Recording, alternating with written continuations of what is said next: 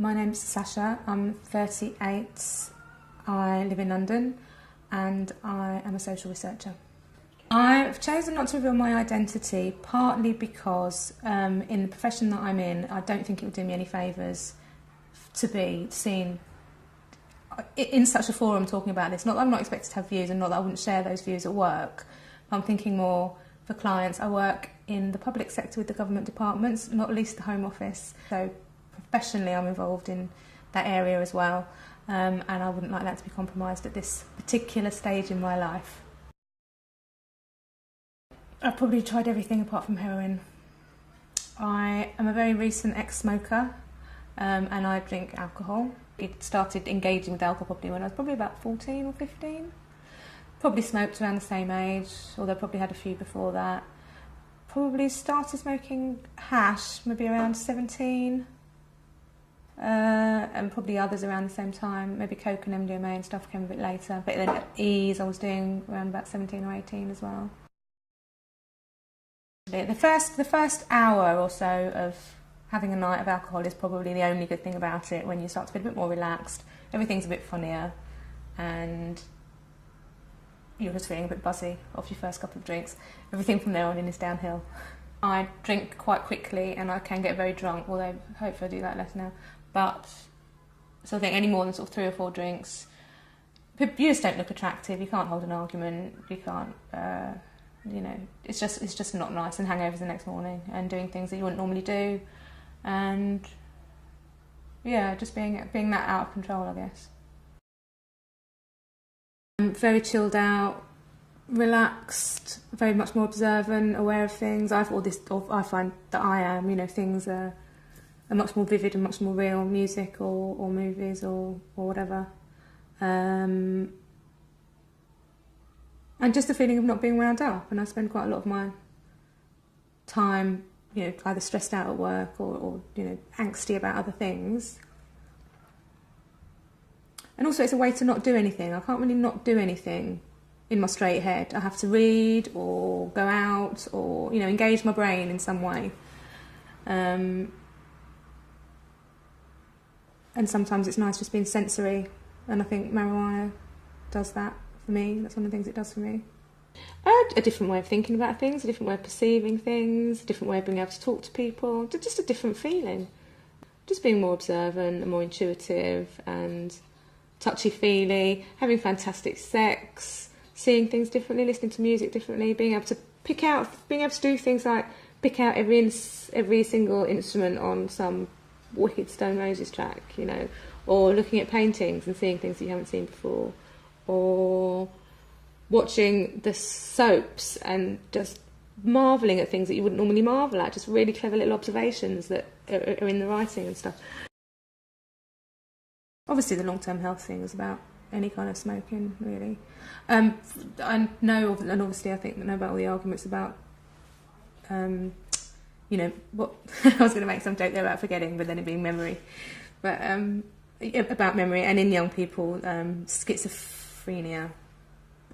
I don't think the evidence is really conclusive about that, as much as it gets, you know, hyped and overinflated in the media. There's a lot of rubbish talked about it, and I don't think there's any proven case that the two are connected. I went through a phase when I first discovered those E's because they were just amazing. The feeling, I mean, not like what you get now, not like the rubbish you get now. I mean, the feeling was just amazing. You would just feel like your legs just went to 30 foot long, and they were really amazing drugs then. Once a month? Once every 2 months? No, I'd go like for a weekend doing nothing, just hanging out with my boyfriend. But I'd take like maybe 2 or 3 over the weekend, just hanging out, because they just made you feel so brilliant. I suppose I'd, you know, at the weekends I'd do maybe 2 or 3, and then for parties as well. But not with. It was only weekends. I was still going to work. But every weekend. And then, yeah, say more every other weekend, and only for about 4 or 5 months. Not for any longer than that. Because I mean, the novelty does wear off when you're doing it all the time. How do you think it affected you, looking back on it? I don't really. You know, it didn't make me, you know, it did wear off like anything does. And then I went to university, and, you know, then I suppose drugs were a bit more around then, and it was kind of a bit more the norm. So it wasn't so much about, you know, just taking some pills every weekend just because they were good. You'd just do it then because you were at university and partying or going clubbing or whatever. Fairly regular weed and, you know, the odd weekend of partying here and there. I've got a very addictive personality. You know I've had problems with alcohol in the past. I've pretty much smoked weed constantly since my mid-20s. Although I wouldn't say that's an addiction thing, that's just more of a I like it thing. And I come from a line of addicts, so I know I've got an addictive personality. But I'm not afraid of it because I know I can manage it. I know I can stop when I want to. That sounded really addictive, didn't it? But I stopped drinking for 5 years. When I was drinking too much, I stopped for 5 years. I think alcohol probably is the most dangerous. And some people might say that's silly because heroin's the most dangerous, and I think not, because far fewer people would be attracted to taking heroin, partly because of the ways you have to take it, and partly because I just don't think it would have that mass appeal, even if it were to get legalised now. Whereas alcohol, everyone wants it and it's normal to want it, so people don't think about the harm that they're doing. And people routinely, no matter who they are, people who drink too much in this country. Well, the social marketing thing that's going on at the moment, if a man regularly drinks over 3 units a day, he could be causing long-term trouble for himself. I don't know any men who drink less than that. Again, because of the way that you use it and the appeal that it has, tobacco. Then, so I think the 2 legal drugs are probably the most dangerous. Then I would have to start with, heroin and crack and those sorts of things. And then we get on to things that I don't really think are that harmful. But I suppose cocaine in the longer term. Then acid, because it can do weird things. Then MDMA and E. And then weed. Of all of them, including legal and illegal, then you're saying that alcohol's the one that you've had. Yeah. That's kind of done you the most damage. Is that what you're saying? I don't want to lead you. Yeah, that is what I'm saying. That is what I'm saying, because it's the only one that I would ever say that I've that's caused me any harm or made me make dodgy decisions or do stupid things or behave in a way that is inappropriate. And it's cost me things, actually, because of, alcohol has cost me things in my life.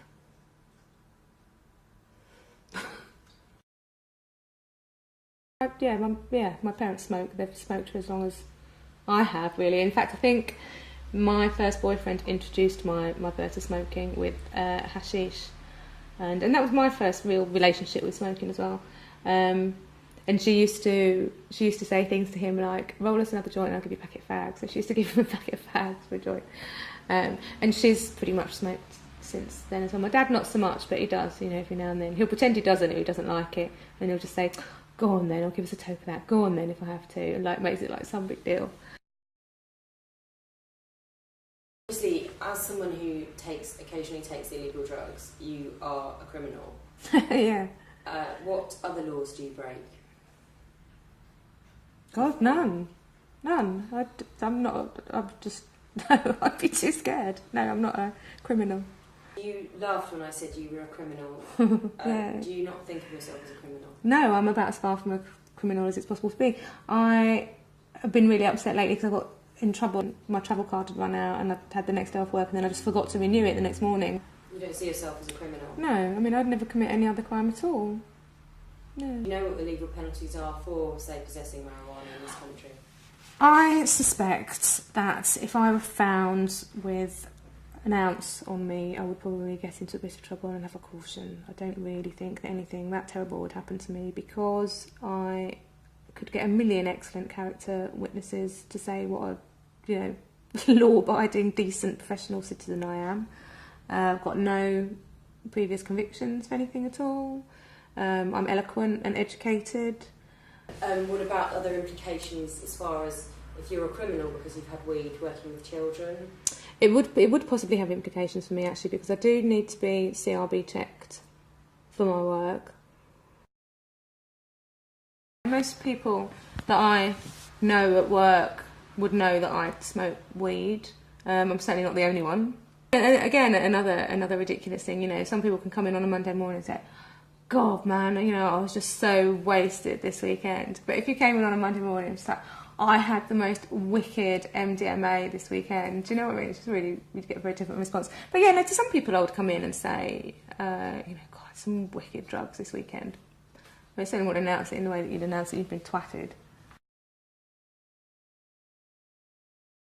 Well, I'll be honest, when they asked me whether I had done things, when they asked, I mean, you know, I wouldn't take them aside for birds and the bees. I don't know what the drug equivalent would be. The whiz and the ease conversation.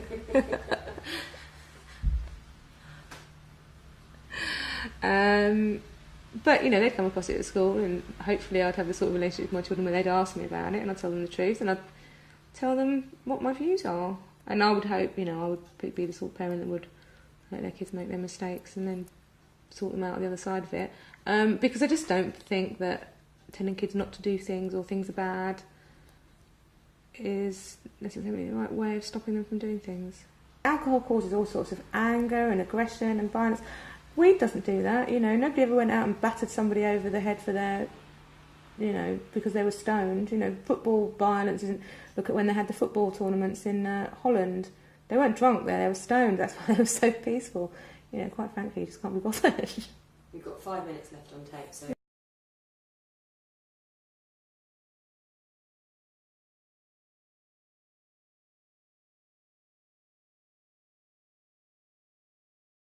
You're just feeling a bit buzzy after your first couple of drinks.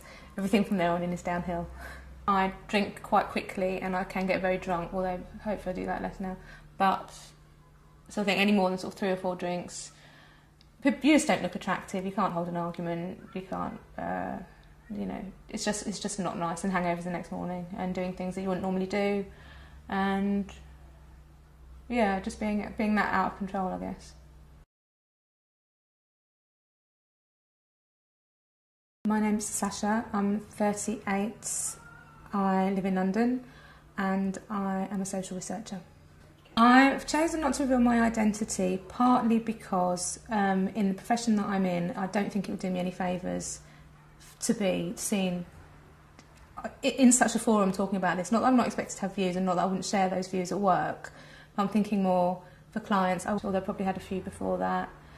Probably started smoking hash maybe around 17, and probably others around the same time. Maybe coke and MDMA and stuff came a bit later, but then ease I was doing around about 17 or 18 as well.